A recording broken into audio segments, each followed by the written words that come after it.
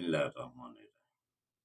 اٹھو مسلمانوں، اپنے مقدر جگا لو، نماز ادا کر کے اپنے اللہ کو منا لو۔ اگر آپ نماز کے بغیر زندگی گزار رہے ہیں تو اللہ آپ سے ناراض ہے۔ اللہ کے آگے گردنیں جھکا لینا، اسی میں عافیت ہے۔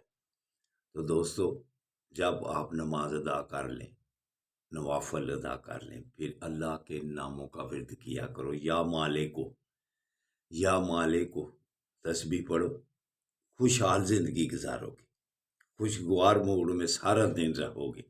یا مالکو، تو اللہ کے آگے سجدہ ریز ہو جانا جو ہے نا، یہی بہتری ہے ہمارے لیے۔ تو نبی کریم صلی اللہ علیہ وآلہ وسلم کا فرمان علی شان ہے کہ غیبتوں سے باز آ جاؤ۔ مسلمان بھائی کی غیبت جو ہم سارا دن کرتے رہتے ہیں، یہ مردار جانوروں کا گوشت کھانے کے مترادف ہے۔ نبی کریم صلی اللہ علیہ وسلم صحابہ کے ساتھ جا رہے تھے تو ایک مردہ جانور پڑا ہوا تھا۔ نبی کریم صلی اللہ علیہ وآلہ وسلم ارشاد فرمایا، کیا اسے کوئی کھانا پسند کرے گا؟ تو صحابہ کہتے ہیں، یا رسول اللہ، یہ تو مردہ جانور ہے، اس سے بدبو آ رہی ہے۔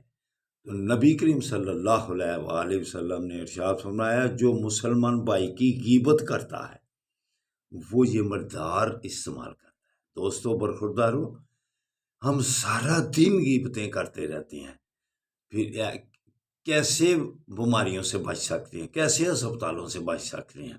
تو دوستو برخوردارو، غیبتیں چھوڑ دو اور نماز ادا کر لو، نوافل ادا کر لو۔ یہ گناہوں کی معافی مانگنے کا وقت ہے۔ علامہ اقبال بھی کیا خوب ارشاد فرماتے ہیں، یہ جو ایک سجدہ گراں گزرتا ہے تجھ پہ، ہزار سجدوں سے دیتا ہے نجات تجھے۔ تو یہ ایک سجدہ جو کر لینا ہے، یہ سارا دن دولت کے آگے، آدمیوں کے آگے، آدمی سارا دن ذلیل و خوار ہوتا رہتا ہے، لیکن اللہ کے آگے گردنیں جھکانے سے بہت دور چلا گیا ہوا ہے۔ اگر خوشگوار زندگی، صحت مندانہ زندگی گزارنی ہے تو پھر اللہ کے آگے یہ سجدہ کر لیا کرو۔ تو دوستو اٹھو، فلسطین والوں کے لیے انہوں نے کیا مسلمانوں نے عملی اقدامات کرنے ہیں، دعا کرو اٹھ کر ان کے لیے۔